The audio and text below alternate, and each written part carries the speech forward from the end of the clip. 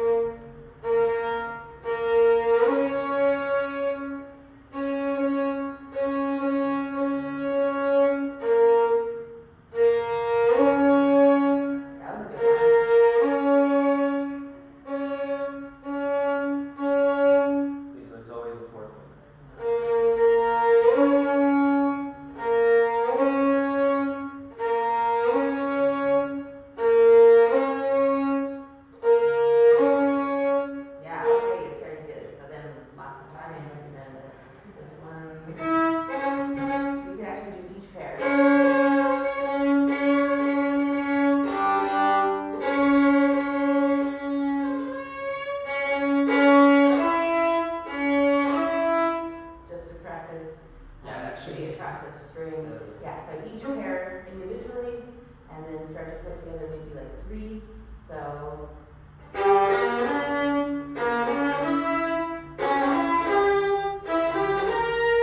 Like this, overlapped.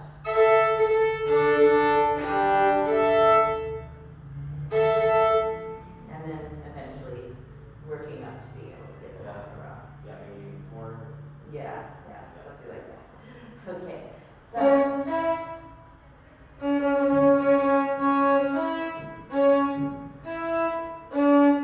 What is your process of like jumping? I don't jump. I squish. I never lift. It's going diagonal. Okay, so.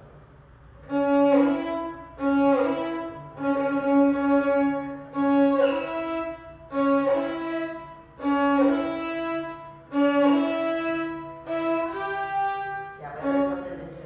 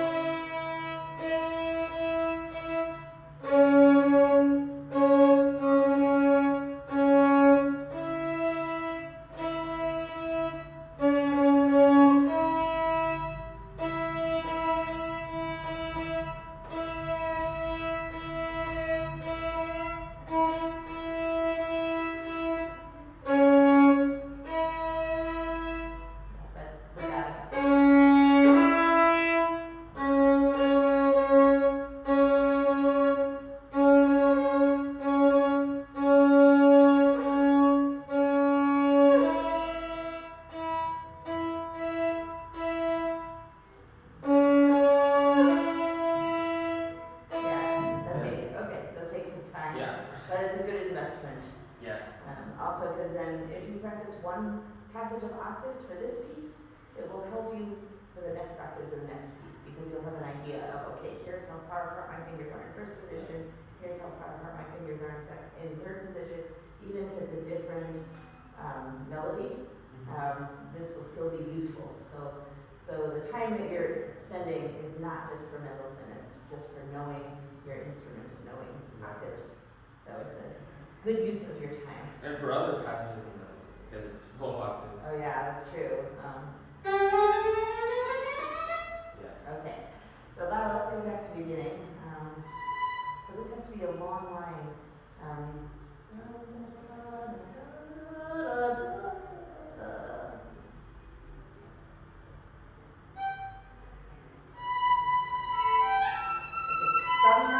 Sometimes I hear you bonking your A string.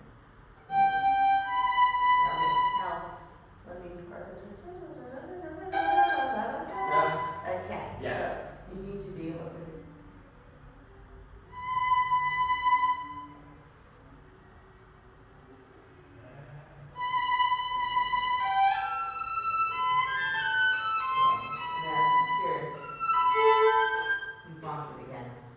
Oh, okay. Yeah, sometimes every once in a while you're kind of hitting the A string.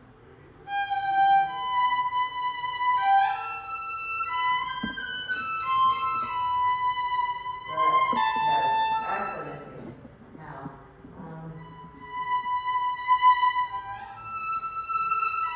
a little bit more phrasing.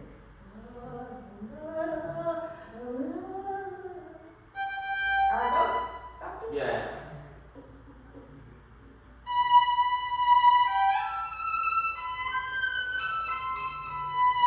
And watch out. Because you're about to go down, so.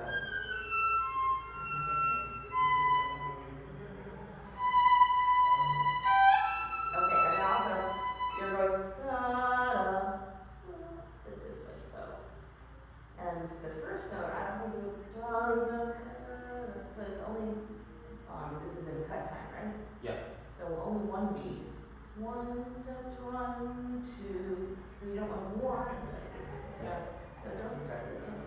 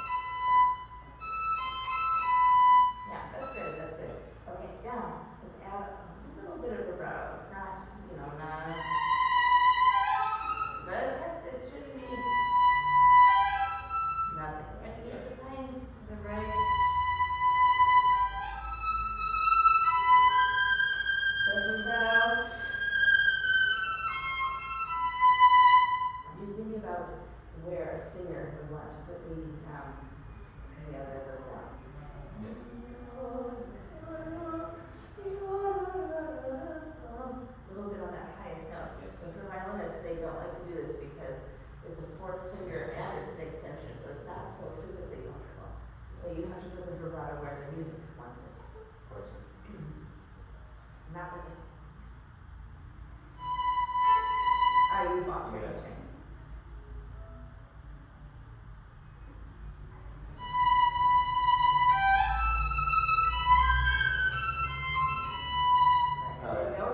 Of course you need but then, so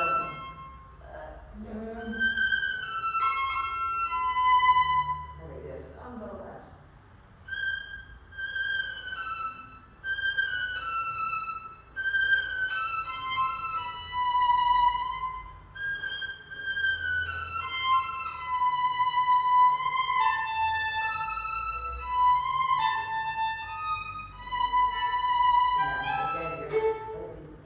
I don't notice. Okay. Okay, you have to listen. Yeah, I have to listen.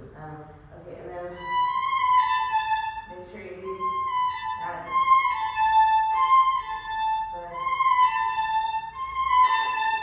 Those notes have meaning.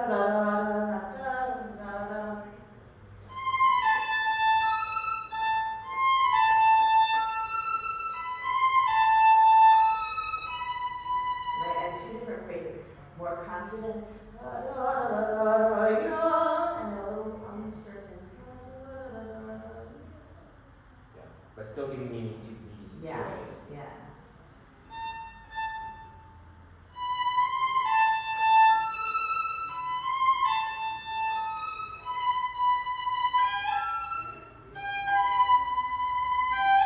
Yeah, you can't leave.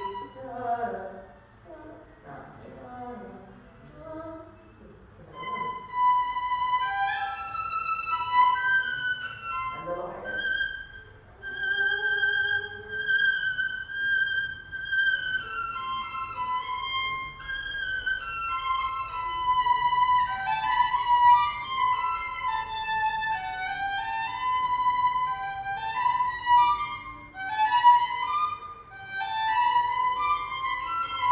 Okay, and do a little more phrasing.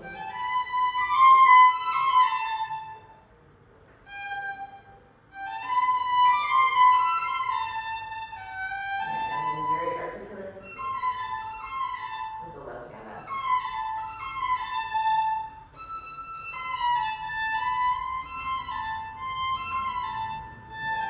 So the bow is singing, but the left hand is clear. This is clear.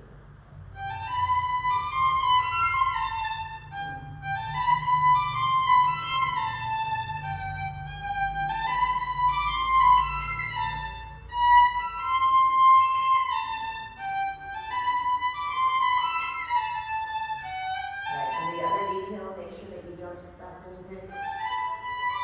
Because the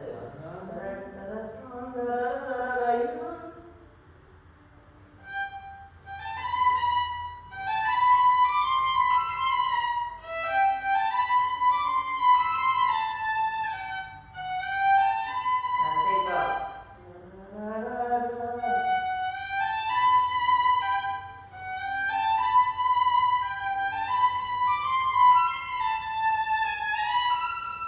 Yeah, and then the clear shift.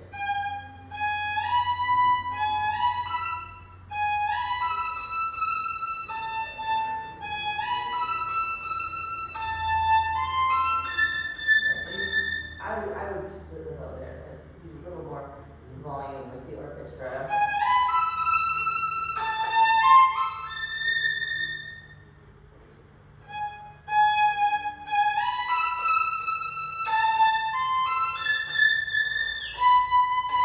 Right, and then Okay, so the separation is between the two B's, not the B and the next. yeah. Okay.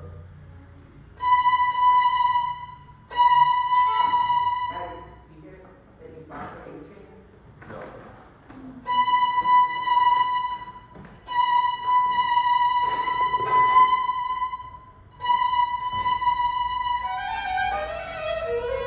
Yeah, watch out.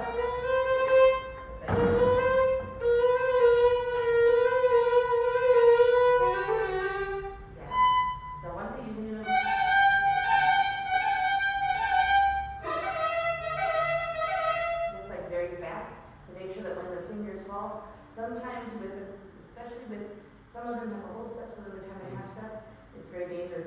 steps become a little too wide and the whole steps become a little too narrow. So just try that once, like almost more fast.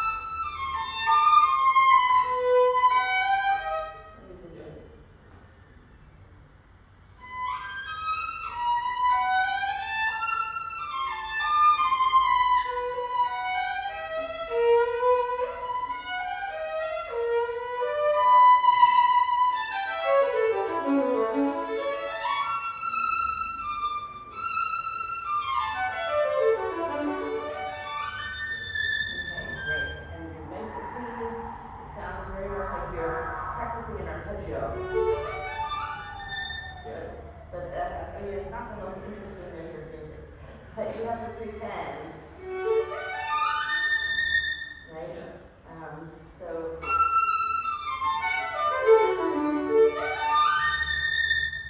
Start with the first one.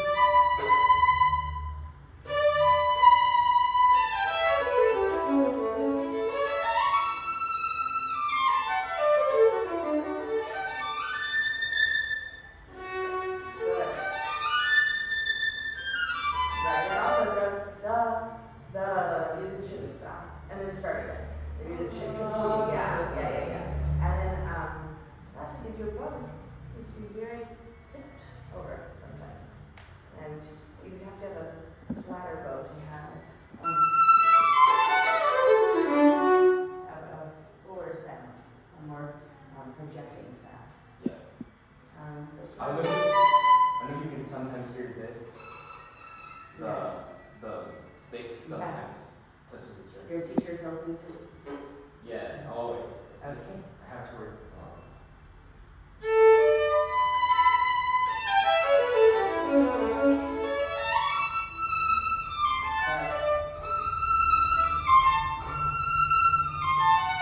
More connected.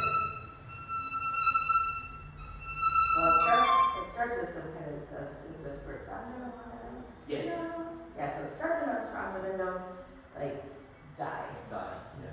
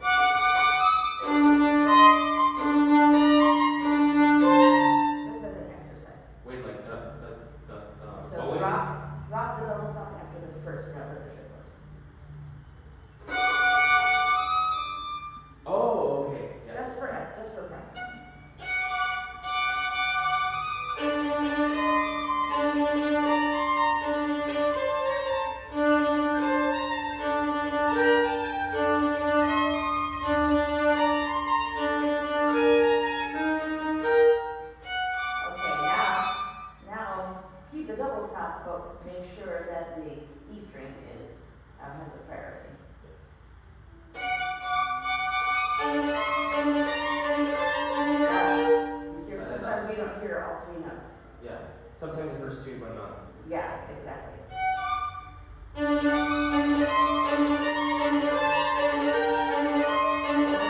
arm seems to be here at D string, and then kind of your hand is sort of leaning down to E string, and your elbow is still at A string. So let's put your arm here at E string, and then just tilt your wrist toward D string, and then back to E string. So your arm is lower. Okay, so I stay like in E string position. Yeah. Probably.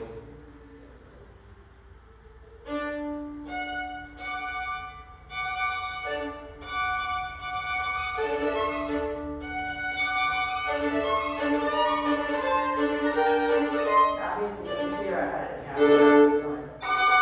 I mean, there's a little bit with your elbow, but the minimum. Yeah. And you don't leave it up here and then because then you don't hear the E string.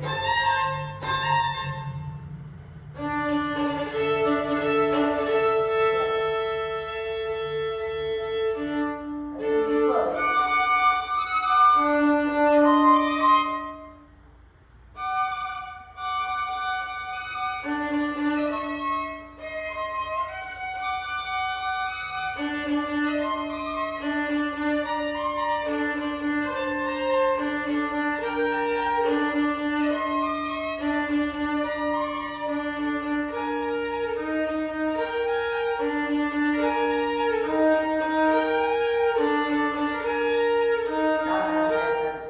That one was lost. So it's interesting when we practice double stops,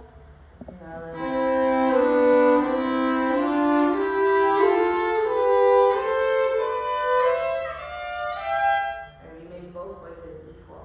Yeah. But in real life, very often, one voice is more important than the other. Just like in chamber music, with two violins. Should second violin be a little more, first violin a little less, or vice versa? And you always have to balance this in your group. With two notes played by one violin, it's also a question of balance. So it would actually be more practical if we practiced one day for lower strings.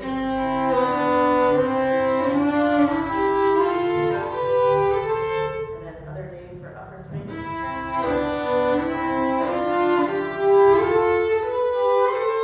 Like figuring out how to make our bow without losing the less important voice, but how to make one voice more than the other voice. This is actually the skill that we need in so much repertoire.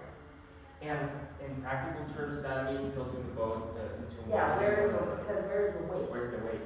Yeah. So this time, instead of thinking about making sure that we hear your E string, I want you to think about making your A string soft. So, like if your A string was violin 2, and it's, and then the coach would say, oh, that's obnoxious, you have to hear the melody guy. So, underneath the melody. So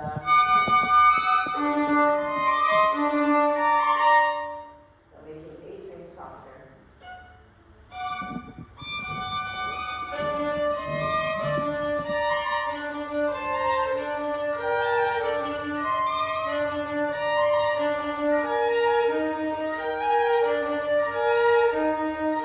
Okay, that's much better. Yeah. Much better. It is more logical to think that way. Yeah. Instead of making the E string like louder, making Okay. it Yeah, some people, one way works, some the other way works. And it depends on the student. Yeah, and then obviously, one thing you were doing it very well, but then you don't change back to the E string until you're finished, right? I think the reason also that some people just one note is they're already thinking of going to the E string, and then only they're changing the E string. We started about 8 minutes late, so it'll be a few more minutes. okay. By the way, how come you guys from Panama are so good at English? Is English more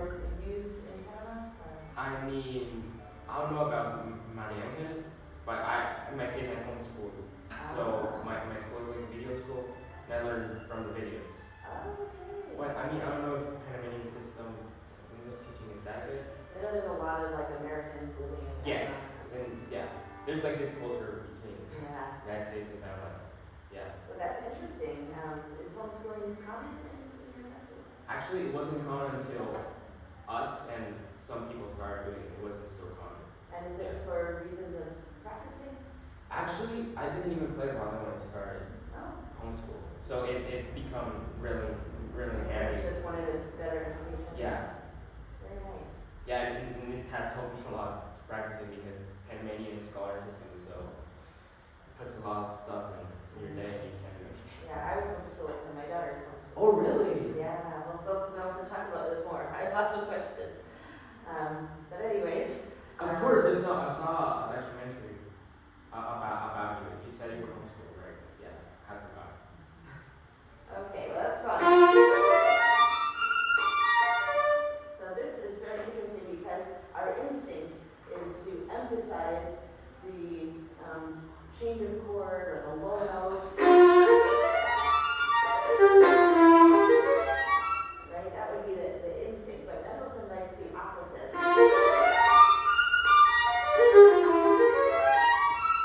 With these big sforzatos on the E string note. So you have to really exaggerate that. And then the last one is special because it has no sforzano. It has to be so tender. Yeah, last one is just like a pocket chord, you know? Yeah, like a little bit painful. Alright, so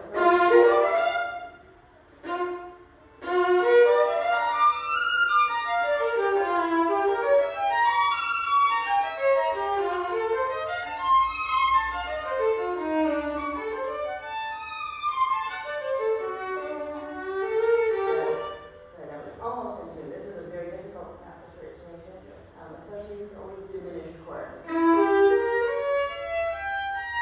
Yeah, the fingers go back and back. Yeah, the fingers are either scrubbed too close or too far, because it's not a natural pattern for the fingers, so you have to listen extra hard. One more time. Yeah, the bigger vibrato for this first one. Of course, it's fourth finger, so you have to really work hard.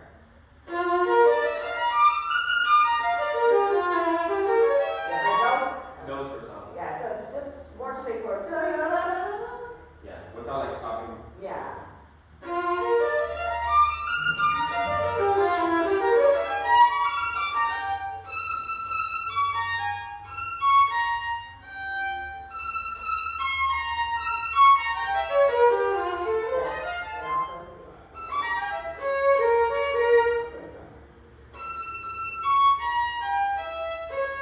It's a little too approximate.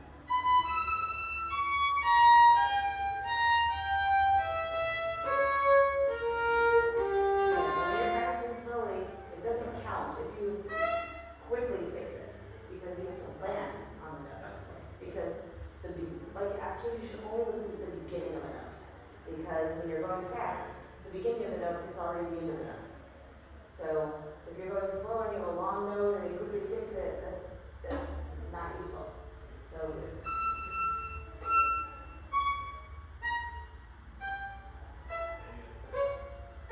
right at once. So each note is very little.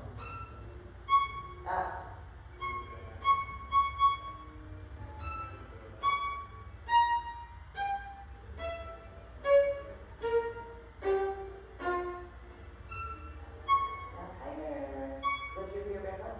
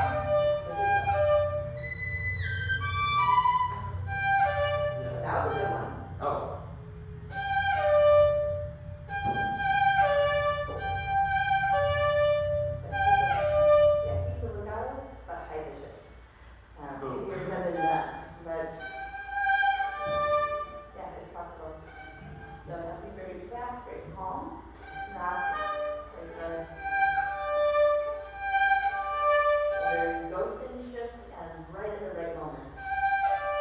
A little too soon.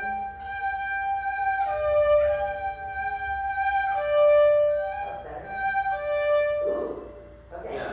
So, So it yeah. has to like exactly coincide Yes. with the bow change. So, I mean, it's a useful skill, so just these 2 notes, you can spend 5 minutes just to try to, because it'll be good accidentally, and then you have to actually be able to do it on purpose.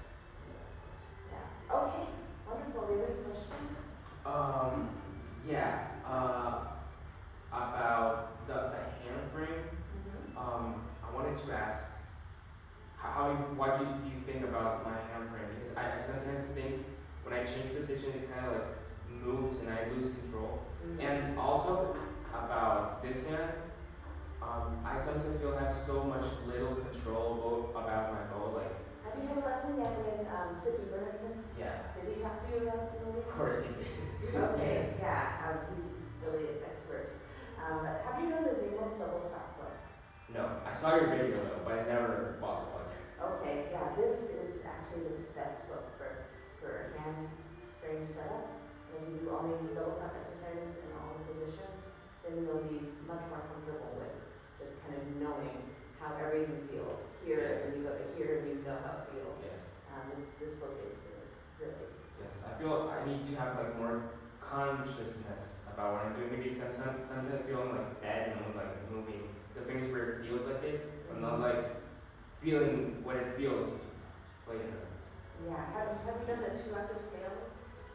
2 octave scales. It's kind of like a derivation of harmonic, but a little more organized. Because most scales are 3 octaves, 3 octaves. or you have the 1 octave. That are all flat. But these are 2 octaves, but they go across the 4 strings. Well, you know what? I'm out of time now, but on YouTube is a Tony's video. The Vegas ones. No, this is a different one. If you just search Rachel Barton scales, tone bass. Okay. It's a half-hour version. So I actually need to watch it because I want to see if they made, I don't know what they did with the edit. To see if everything is in there. So, I was talking to somebody else about this yesterday, so probably tonight I'll get a chance to listen to it. Yes? Sorry, the double step with VAMOS, like vamos. Vamos. Yeah. Thank you so much. But yeah, so if there's information missing from the video, then I'll have to tell you. But it might explain it already. But it's a system of 2 octave scales on this way, and it's just really useful for being in one position on all 4 strings across and thinking about your bow chambers and everything, and then all the way up the fingerboard. So anyway, I'll watch this because I need to know if the information is in there, then I don't have to explain it to people every time. And if it's not, then we'll have to fill in the gaps.